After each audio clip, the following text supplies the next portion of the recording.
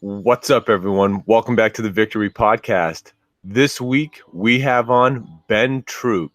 Now, you can catch Ben today on ESPN Coastal. He's also on Pigskin Radio. He has a lot going on with a nonprofit that he's working on opening up, a book that he might be writing, a website coming out. He's a man of many talents, and he talked to us about not just what he's doing now, but playing at Florida under Coach Spurrier and Coach Zook, his time with the Tennessee Titans when he was drafted in the second round in 2004, and then his last year in the league where he spent a little bit of time with the Raiders and the Bucks. So Ben talked to us about all that. And before we get to that conversation, though, I have to remind you that we are brought to you by Team Builder. Now, Team Builder provides strength and conditioning software to more than 500 high school football programs nationwide, as well as the NFL. So whether you write your own programs, have a full-time strength coach, or need training programs, Team Builder can make your weight room more efficient, more accountable, and smarter when it comes to measuring your team's progress. That's Team Builder, TEAMBUILDR. So, without any further ado, here's our conversation with Ben Troupe.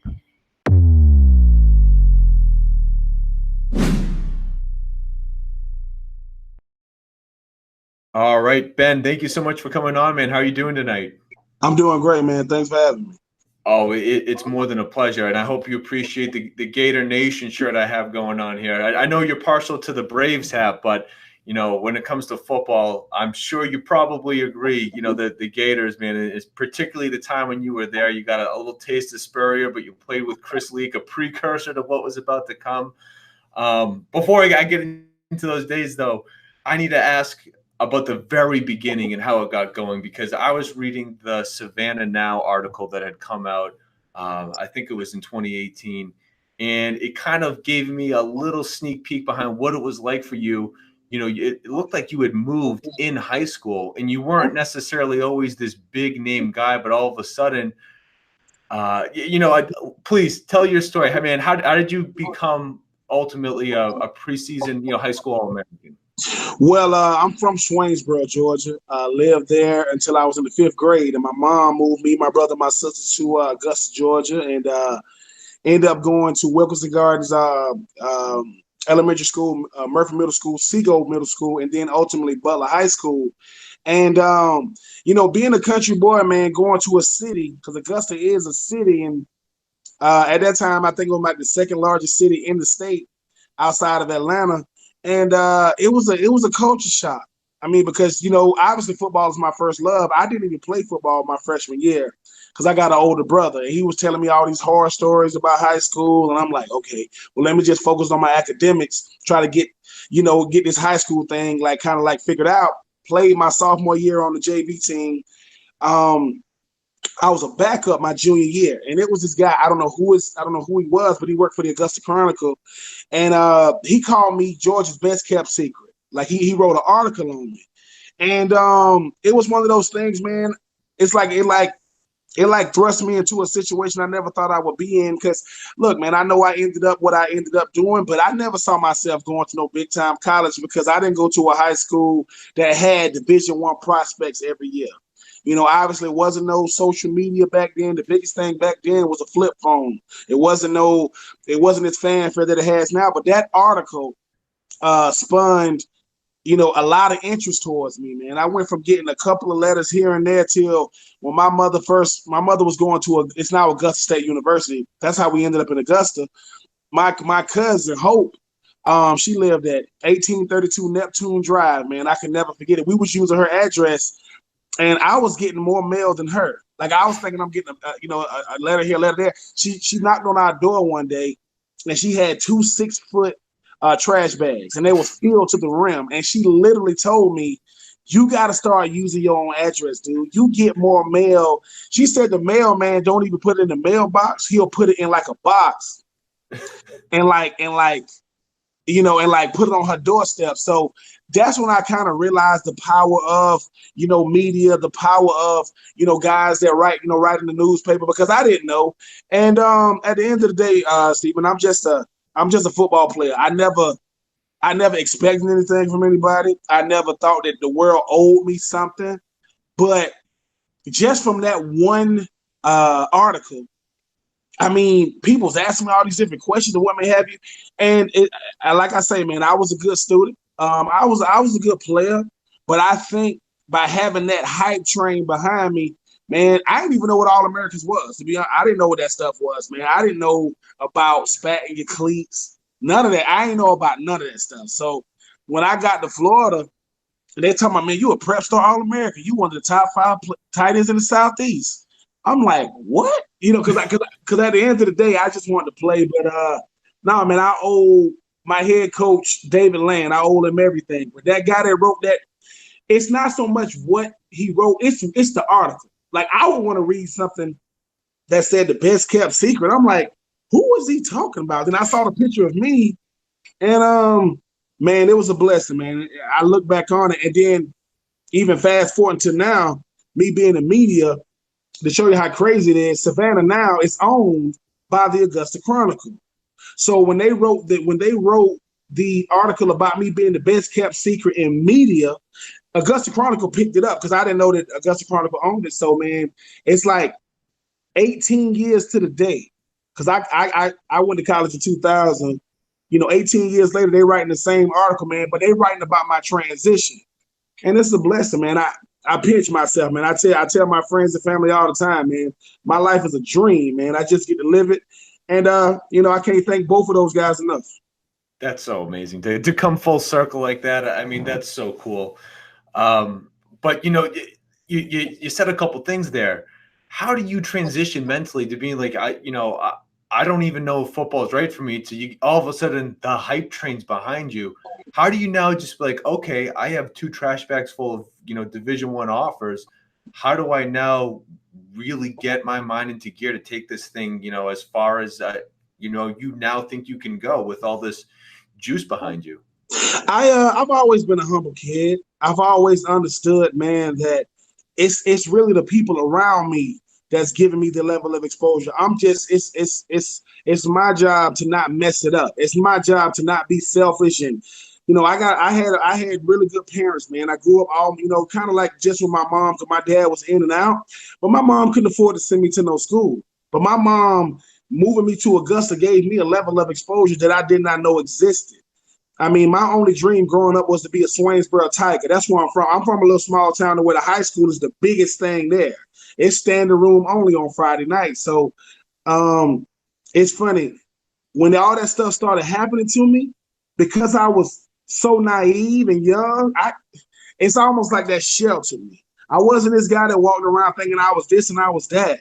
I lived on a street in Augusta, Georgia, that one side of the street was Shalimar Drive, which I lived on, and literally the other side of the street was Pace. So the guy that used to deliver pizzas, he was so confused because he was like, "What kind of street is this?" And I just remember looking back on it all, saying to myself, "Why me?"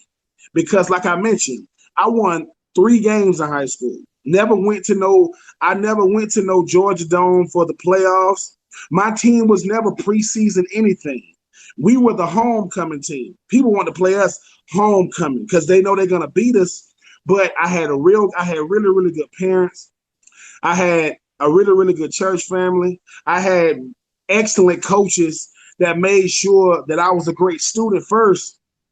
And I just enjoyed it all. That's awesome. And you take that and all these different areas, right, or avenues in front of you.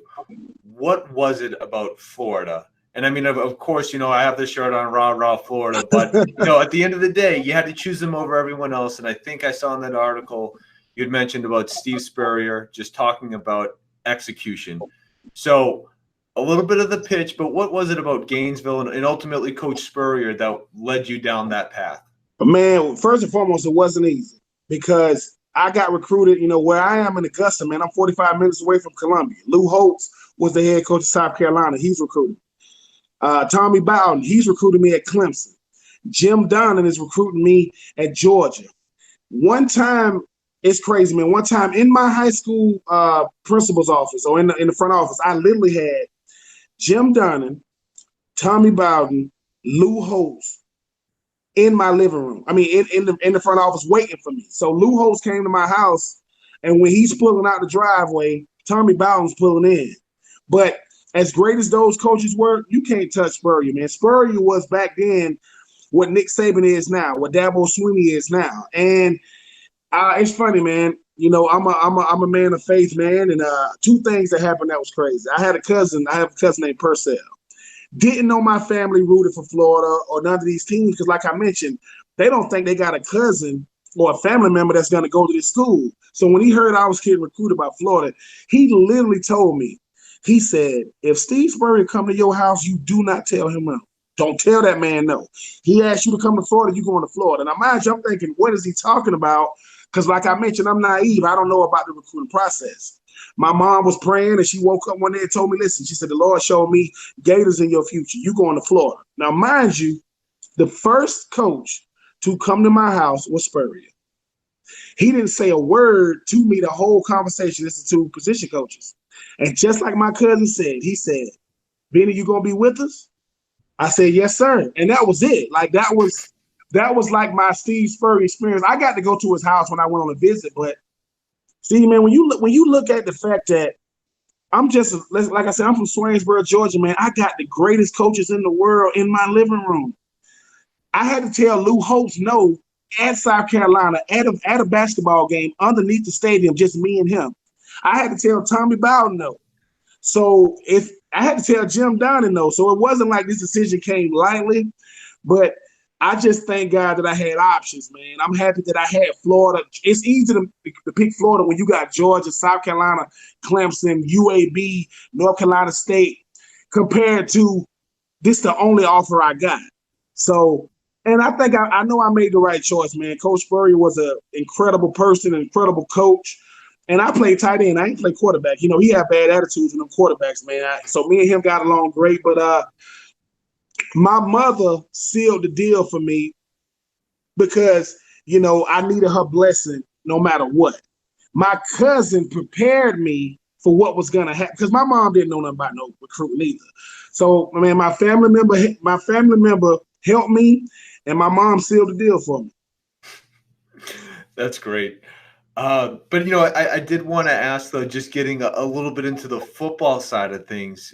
We know that Spurrier was there, of course, you know, after that story. But by the time you actually leave Florida, Ron Zook's the coach. Could you just give your best, you know, comparison of like the two personalities and, you know, why they were successful in their own ways, in their own approaches? I think Coach Spurrier was the coach I chose. Ron Zook was the coach I needed. Like, I needed Ron Zook. I didn't know at the time. Ron Zook was a no-nonsense, very, very, very demanding coach that always talked about winning. Coach Spurrier was a player's coach that was an offensive, just like genius that never talked about winning. But I needed them both. I needed Coach Spurrier to help me understand that you're not going to play just because I recruited you. And we was a part of the 2000 was we had the number one recruiting class in the country in 2000. So I was caught up in that hype. I'm a part of the number one recruiting class, didn't know what that meant, and I didn't play. Coach Zook helped me hone in on my talent, man. He didn't let me, he said, Ben, I'm not going to let you use your talent as a crutch. You're not going to, because you're so much more, you know, gifted than other players, you can get away with stuff that most players can't because you got more than they have, like gift-wise compared to just talent. But I guarantee you this. If Coach Spurrier stays for 4 years, I think I do get drafted. I don't get drafted where I get drafted. Ron Zook helped me understand to not take this thing for granted, to not just be happy to be here. He taught me how to practice. He taught me how to be a leader amongst my teammates. He taught me how to be a teammate. Like, he taught me how to be one. And like I say, man, I mean, when I look back on my career, I appreciate Coach Spurrier. Don't get it twisted. I appreciate him taking the time. But I was just a part of a recruiting class in 2000. I wasn't no focal point.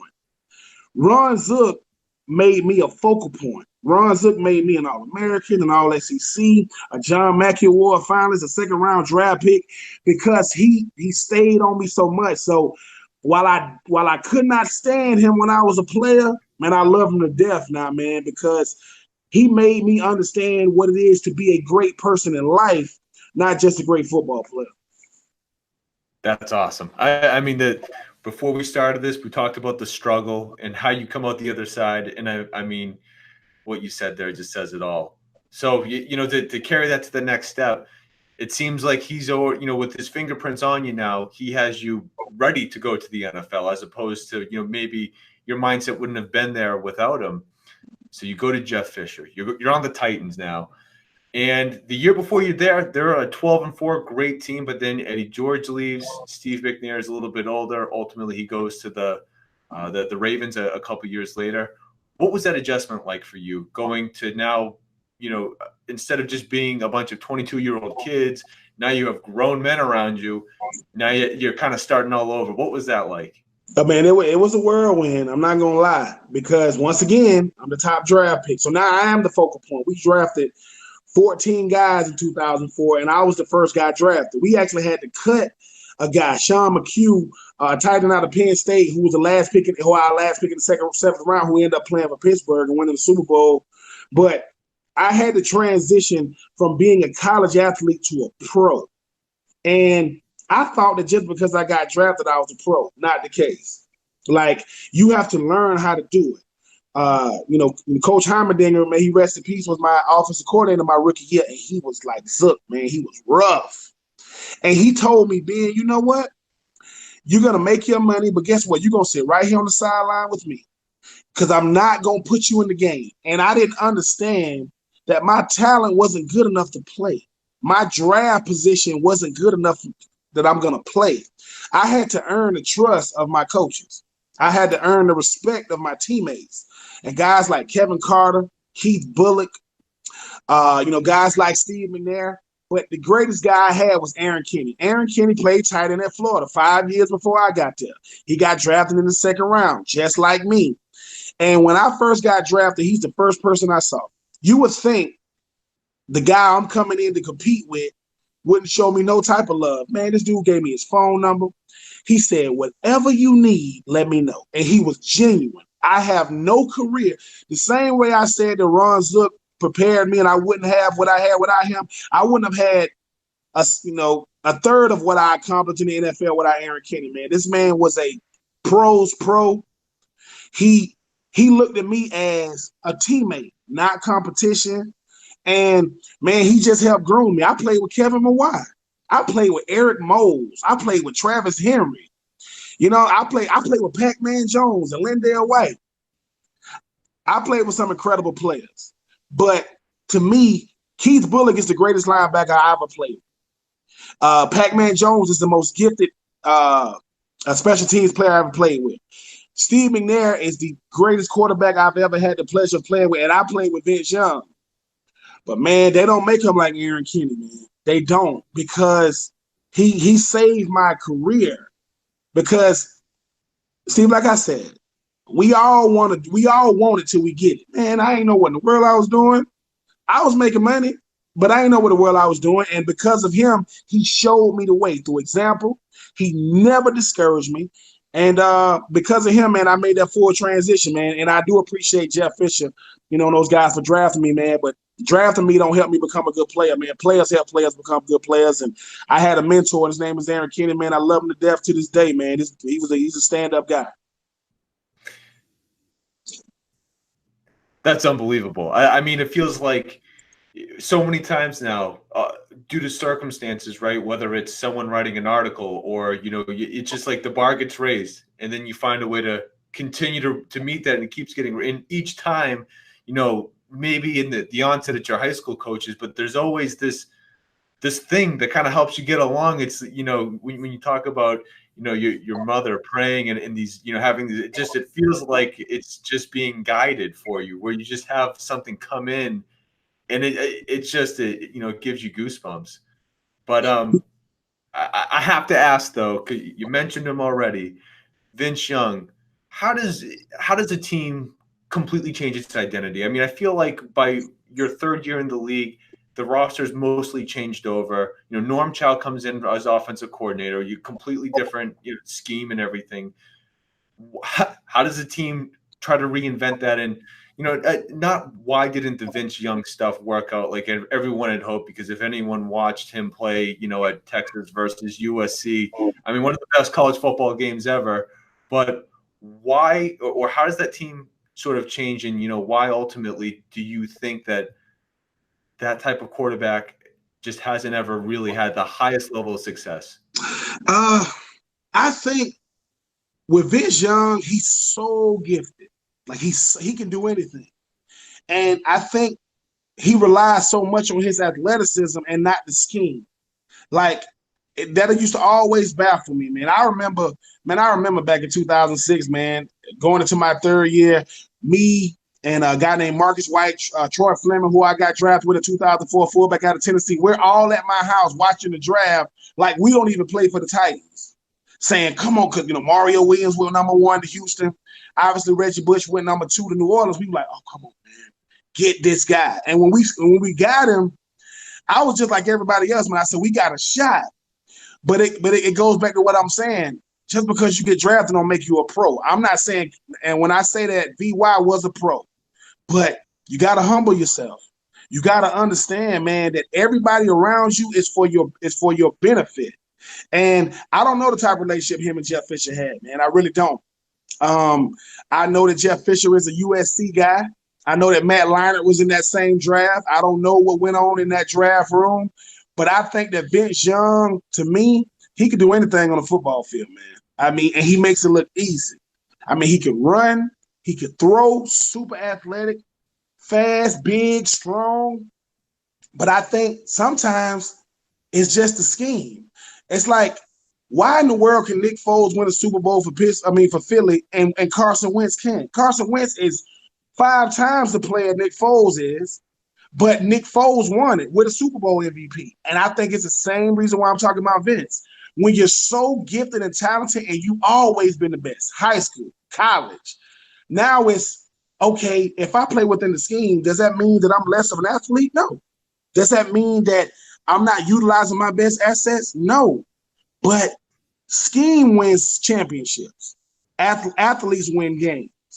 You said Carson Wentz going to win a bunch of games. Can he win a championship? And I think that's what it was. I don't think it was Vince Young. I think that, it's almost like Wes Welker can't catch a pass when he went in Miami. You can't stop him when he in New England. And it's the same guy. So I love Vince, man. Vince Young showed me that being from Houston, you country. I thought guys from Houston was like big city guy. No, he country to me. So I love VY, man, but I just think it was a scheme thing, not so much him. But at the same time, I think if Vince, you look back on his career at Tennessee, he'll probably say, man, he left a lot of plays out there. And I think a lot of them just turmoil between him and Jeff Fisher and not so much the player. Sure, right. It's kind of the baggage around it. And, when you are as talented as you just described him, it's like an embarrassment of riches. You can do anything, any given play all the time. So how to choose one path, and then, you're so gifted at running versus throwing. I think it's why it's a perpetual struggle for most guys. And then you factor in the beating, why it's not sustainable long-term. But, I couldn't happen, but also note that while your time at Tennessee did come to an end, your NFL career didn't end there. You had a chance to see a couple of real different atmospheres that last year. Yeah. Jamarcus Russell, Jeff Garcia, Jon Gruden, Lane Kiffin. I'm sure we could spend an entire hour on it, but just high level, what are the pros? I mean, you don't have to talk into too much detail about the quarterbacks, but because Gruden is coming back, and we'll see how he molds the Raiders over time. But Jeff Fisher obviously coached for a very long time. Lane Kiffin is still doing it at a high level in college. Why are these 3 very different personalities successful coaches? What is the common trait among them where they can find success? Man, Jon Gruden loves football. Like, that's not hyperbole. That's not YH2 Banana. He loves football. Loves it. And Jon Gruden is a offensive guru. Like, he loves offense. Like, he loves it. Loves it. Lane Kiffin is a guy that, to me, understands X's and O's, but he needs certain players to perform it. Like, if he got the right players in place, oh man, his offense is incredible. But if he has kind of so-so talent, it's the same offense, just different outcomes. But man, Lane Kiffin to me was too young at the time to be a head coach because he looked younger than us. I mean, he didn't get the same respect level as his dad Monty did. When people talk about the Tampa 2 defense, they talk about Monty Kiffin. Yes, you had Derek Brooks and Warren Sapp and Simeon Rice and John Lynch, and Rondé Barber, but I thought that the last name Kiffin didn't carry the same weight when your first name is Lane and not Monty. I saw on Instagram just a couple days ago, I think it was Simeon Rice put up a picture of him talking to Monty Kiffin at a table, and he said, Monty Kiffin's talking to me about like blitz packages in the Tampa 2. Is he 85 years old? I mean, if you want to talk about a lifer in just an absolute, cream of the crop for defensive minds. But no, please go on. No, I'm just saying it's I thought I loved football till I got to Tampa. And you meet Jon Gruden. Jon Gruden used to, so we had a running game coordinator. He's supposed to be an offensive coordinator, but obviously that's Jon Gruden. When we'll do the run game, getting ready for the game, it'll take 10 minutes. And he'll tell us to clap, and that coach will walk out. Jon Gruden used to film himself during the meetings. Because they said later on he would go back and watch it. So he was crazy, man. He made you love football. If you can't play football with Jon Gruden if you don't love it, because he loves it. And I learned a lot from him, man. I learned the West Coast offense. I probably could have been a surgeon after learning. That offense is crazy because it's so much terminology. But to gain the respect of Jon Gruden told me, he says, Ben, he goes, back in 2003, when you was coming out, I drove up from Tampa to Gainesville to work you out. I was going to work you out myself, the head coach of Tampa Bay. And he said, you had so many coaches in front of you that I couldn't get to. He says, I watched your whole career 4 years later. He says, when free agency came, I was the first guy to call you. And he was. And he goes, I'm not going to let you leave this building. So that level of respect that I had from him, man, was humble. He ended up cutting me after 2 games, which is fine, but which I had to learn the business. But I go from there to obviously Oakland with Coach Lane Kiffin, who ended up getting released, and I was there with Coach Lane or whatever. But it was humbling, man, because at the end of the day, my football career didn't come to an end because I couldn't play anymore. My football career came to an end because, man, I don't want to be a part of the business, even though I was. I don't want to be a guy that becomes so like business savvy that football is almost like secondary to what I really do. And man, I got to live in California for a year, which is crazy. I'm a country boy from Georgia. Grew up in Georgia, went to college in Florida, drafted by Tennessee. So that was crazy. And when I went to Arizona, I tried out for Arizona. Ken Wisenhunt was the head coach. I said to myself, I just want to know that I still got it. This back in like 2009 or 10. Ken Wisenhunt was out there. I think the running game coordinator, offensive coordinator, GM, and because all those guys wanted to sign me, I said, all right, I'm done. Because it's something. It's the ego thing, man. It's like I always say this: every football player has humble arrogance. They humble, but they arrogant because you have to be in a sense. So the humbleness in me is going to go out there and take this interview or this workout because I don't want these teams to think that I'm ungrateful. The arrogance and ego in me said I want these guys to know I'm better than any tight end they got on their roster, and I was. But when they wanted to sign me, I said, all right, I'm done. Because it's something about walking away on your own terms. It's something about saying, I wasn't shown the exit. I asked, where is the exit? I walked out on my own. And it's the greatest feeling in the world, man. I never made a Pro Bowl, never made a Super Bowl, got to play in one playoff game. But it wasn't about the accolades, man. I wanted 3 things. I wanted to be the first guy drafted from the college I came from, did that. I wanted to be the first guy drafted to the team that chose me, did that. And I wanted to walk away on my own terms, and I did it. So most guys care so much about what they did Like when T.O. was on TV with all his stats on a gold jacket that wasn't given to him through the Hall of Fame, to me, that's crazy. I would, because you don't got to do that. Listen, man, most guys will never ever know who I was when I played in the National Football League, but I know I did it. I did it my way. I had fun, and I did not cheat the game. That is something that I hear a lot of players say. I will never, ever cheat the game, man. I'm not going to run around out there just because I'm the best tight end on this roster, but I'm not contributing, but I'm cashing checks. Nah. So that's what I'm most grateful for, man. All the coaches I had, teammates I had, fans that I signed autographs for, but I didn't cheat the game. Yeah. And you know what? Not only did you not cheat the game, but we're going to get into what I think is the most interesting part of your story, because not that anyone can be a football player, but very few football players can then take that skill set and then find an identity after it's over. When the lights are gone and no one's calling your name, not only did you not wait for that, you found a way to get that when you wanted it, which, as stated, that's not an easy thing to do, to walk away from that, but you did it on your terms. Now, you moved to New York because you are adamant that you are going to be a radio personality. Sports media is going to happen for you. You're just not quite sure how it is, but you're going to make it happen.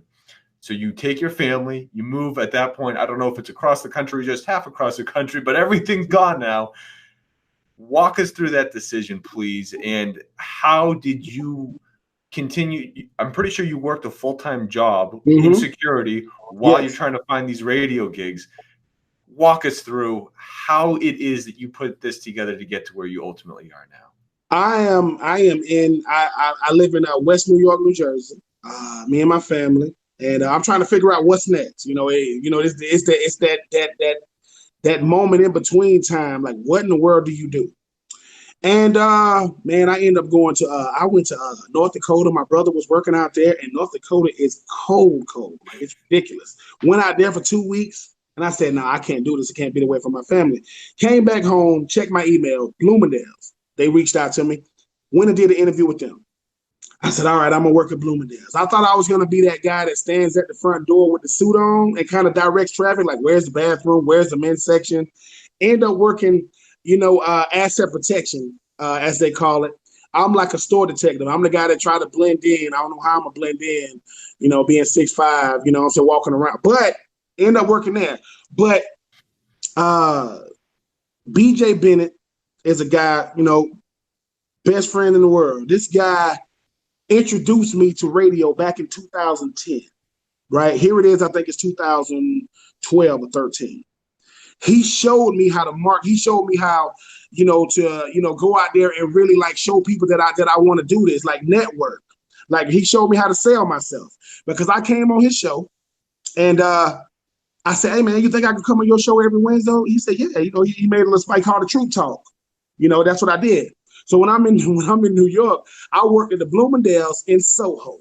It's off of Broadway. And nobody knew this. I used to get to work. I had to open up the store at like 6:30 in the morning. So I'm the early shift. I'm 6:30 to 2:30. But the reason why I did that, because I got to get off at 2:30, go to the train, go from the train to the bus back to Jersey, because I had to pick up my little girl out of daycare, because I'm still a dad. I still got to do what. But on Mondays, I had the Tom Abrams show, the Mad Dog show. I did his shows on Monday morning. I'm the only one there open up the store. I got to let in housekeeping. I got to let in the earlies. I got to do the UPS when they come. I got to go to the freight door. But like I said, man, this is what I want to do. I was doing, so my supervisor would come in, not even realizing I'm doing a radio show. But I'm also doing my job. That's just Monday. On Monday night, I used to do Troupe Talk, One Mic with Big Mike, a podcast out of Atlanta, because this is what I'm trying to do. On Wednesdays, I did 3 and Out with BJ Bennett, Kevin Thomas, and Matt Osborne. While I'm at work, I did CBS Gainesville. I did CBS Huntsville. I did the Newey Scruggs Show, which is NBC Sports Radio. I'm doing all this stuff while I'm at work. And I'm also doing my own podcast with a guy named Jake Brown at the Time of Life building off of the Avenues of America, which is right across the street from Radio City Music Hall. I got that. It used to be called Fourth and Go with JB and BT. Then it went to Brown and Troupe. I'm doing all this stuff, getting paid for none of it. But I'm trying to get better at my craft. And what I realized was if it's something that you really want, man, can't nothing stop you. And if it's not something that you want, anything can stop you.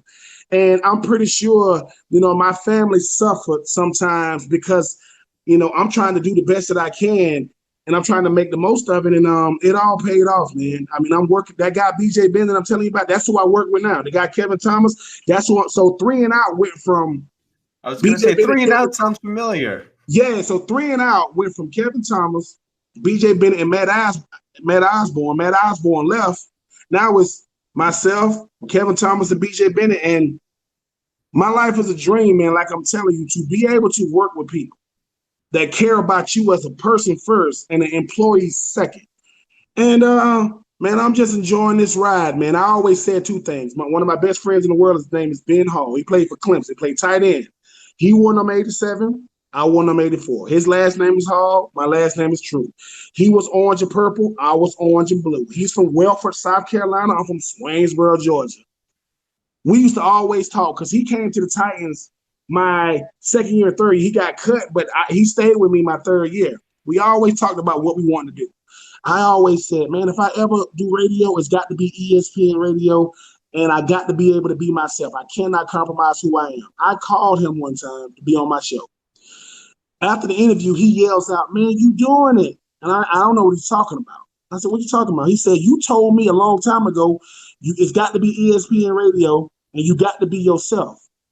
I'm on 3 and Out, ESPN Coastal, on the Southern Pigskin Radio Network, on the ESPN app, and they paid me to be myself. So I don't know what, it's a dream, man. Nothing more needs to be said. I mean, that's awesome. It just doesn't get any better professionally. It's so cool to see. And, if I'm not mistaken, now that you've achieved that dream, you're working on a little something else too. Is there a nonprofit that's in the works? It is. A word that I always use is uncommon. Tony Dungy, the great Tony Dungy, that won the Super Bowl with the Colts, he had a book called Uncommon. And one passage that was in the book that stood with me, he said, success is uncommon and won't be felt by the common man.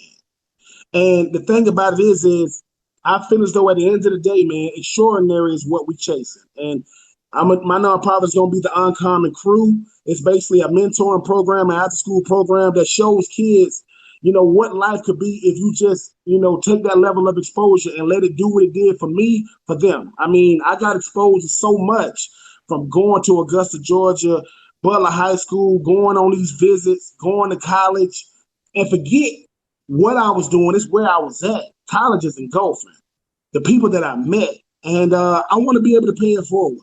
I don't feel as though everybody should be able to do the things I've done.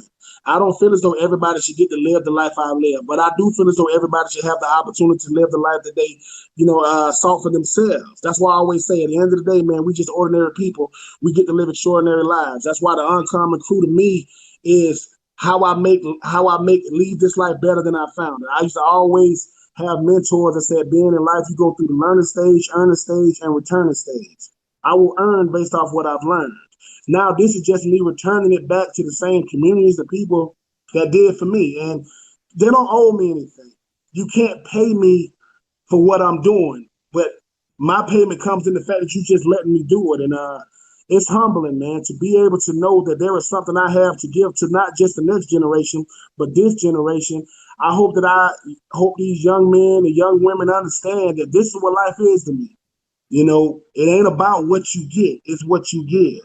It's not what you say, it's that you said. And I'm just looking forward to being a part of this journey for these young people, man. And hopefully I'll do for them what Ron Zook and my mom and, Aaron Kinney and BJ Bennett, and Ben Hall. I can never repay these people, man. I couldn't. But I can also show. I always say, man, love is something you feel. Appreciation is something you show. I hope these young kids feel the love that I'm giving them, and I hope they understand that I appreciate them giving me the opportunity to be myself, man. I think this is my true, authentic self, and I hope that the Uncommon Crew is something that outlives me. Just like Martin Luther King Jr. never lived long enough to see his monument in D.C., it's still there. So I hope that something like this is something that my kids can say, my daddy did this for other people. And hey, man, my passion is people, my purpose is to serve, and that's what I'm trying to do. And I love it. And I love that this podcast has felt like just a series of shout outs to people that have helped you. It's a myth that we're all self-made. And the fact that you have zero reservations to give credit to the people that you think have shaped you the most, just, I don't know, the authenticity of it shines through. So if no one's heard you on ESPN radio, and this is just a snippet and a preview of what it's like, I can only imagine why they're paying you to be your authentic self. Um, so that being said, I need to wrap this up, but I need to do it with the gauntlet. So I just got a couple quick questions for you. I need your knee-jerk reaction, Ben. Okay. What's most important, having the number one offense or number one defense? Number one defense. All right. Now, not that you didn't play with a lot of good ones, but was there one player or coach that you wish you had had the chance to play alongside of? The one player that I wish I would have had a chance. Shannon Sharp. To me, he is the greatest tight end. Take nothing away from Gronk. He's much older than me, but I wish I could have just been able to spend a couple of practices with him to soak up some of that wisdom. For sure. Is there a coach?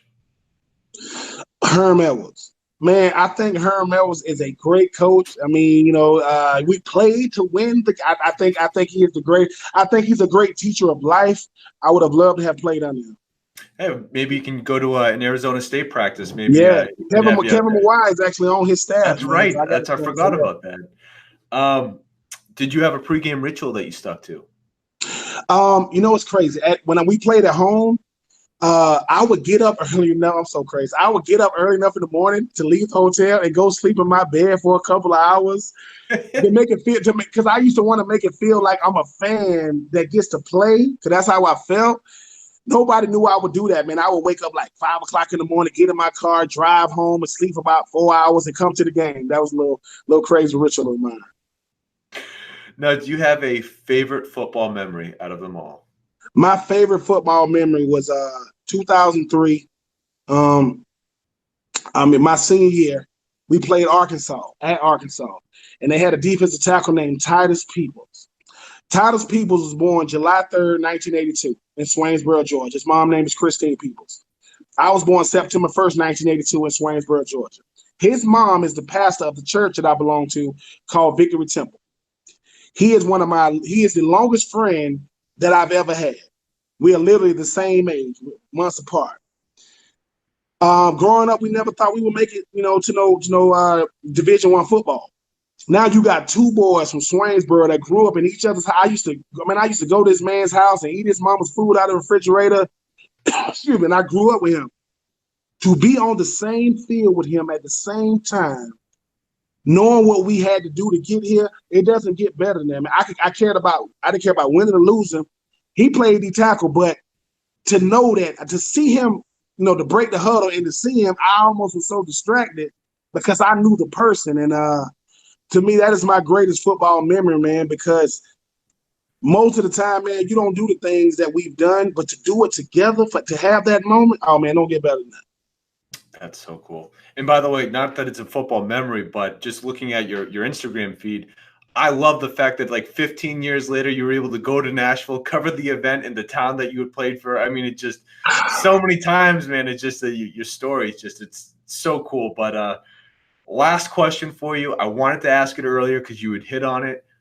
What's most important? Is it the players on the field or is it the scheme? It's the players, because players decide the scheme, and the scheme could be great. Sean McVay got the players and the scheme, but you got to execute it. But the great Steve Spurrier said it the best, man. You ain't gonna win it without talent.